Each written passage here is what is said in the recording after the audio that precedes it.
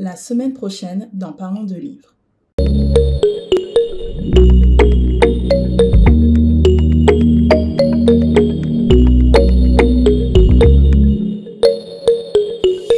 On va commencer par la polygamie. C'est légal, mais pour les personnes qui ne vivent pas dans cette société se demandent, ils disent, mais bon, même si c'est légiféré, c'est admis, légiféré, mais la femme, elle a le droit de dire non.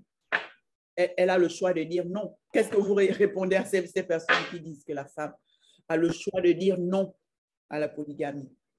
Bien sûr, bien sûr. Mais il faut d'abord préciser une chose. Donc, c'est vrai que dans le livre, je traite de la polygamie, mais de la polygamie surtout sous notion. Parce que j'ai l'habitude de le dire, hein, donc il y a la polygamie et les polygamies. Donc, il y a une autre forme. Il y a une polygamie qui est celle-là, qui est peut-être autorisée par le divin et tout, mais qui est bien encadrée, qui suit un certain nombre de principes. Des principes qui peuvent peut-être être respectés que par les saints, disons, et peut-être par les surhommes. Mais la polygamie telle que pratiquée sous nos cieux, au Sénégal plus précisément, elle est ce qu'elle est. Donc, c'est une polygamie qui chosifie la femme. Donc, l'homme, quelque part, se prend pour un égocentrique qui a besoin peut-être que des femmes soient là à jouer à la Ligue des Championnes pour lui. Donc, qui veut peut-être avoir d'autres expériences sexuelles dans la légalité la plus absolue. C'est-à-dire qu'il y a tellement de raisons donc, qui sont avancées pour justifier la polygamie au Sénégal, mais des raisons qui ne sont pas toujours les bonnes. Ce qui fait que quelque part, la femme, elle se retrouve dans ce carcan.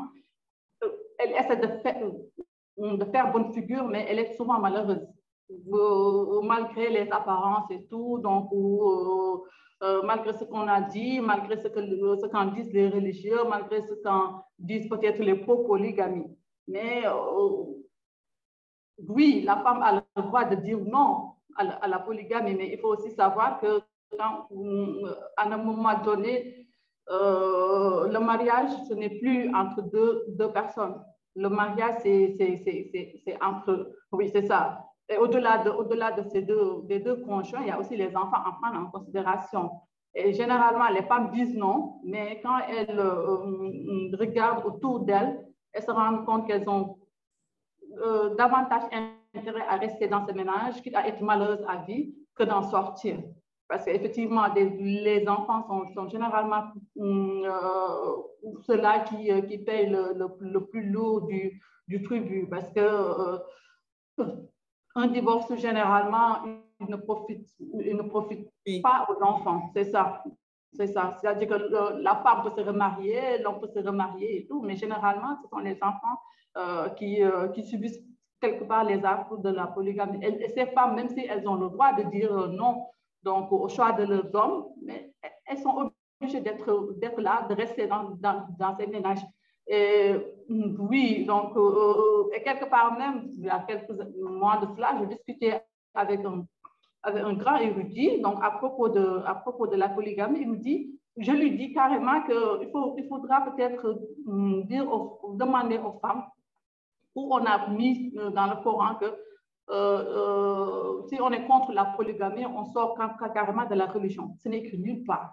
Nulle part. On a le droit de dire non. On a le droit de divorcer à cause de la polygamie. Donc, on est toujours des musulmans si on fait ce choix. Il faut que les uns et les autres le sachent, mais il faut aussi savoir qu'il y a des paramètres à prendre en considération. Donc, même lorsqu'on dit non, parce que c'est un non qui a ses conséquences et des conséquences qui sont assez néfastes, surtout pour les enfants. Et je comprends aussi les femmes qui font le choix de rester dans un ménage, qui sont malheureuses et tout, donc juste pour les enfants.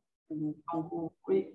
Je discute avec des femmes de mon entourage et tout, donc j'ai eu à rencontrer des femmes juste après même la sortie de ce roman, parce qu'ils sont venus vers moi pour me parler de leur vécu. Et effectivement, elles se voient à travers le roman, mais elles me confient qu'elles n'ont pas le choix, qu'elles ont la possibilité de dire non, de sortir de ces ménages et tout, donc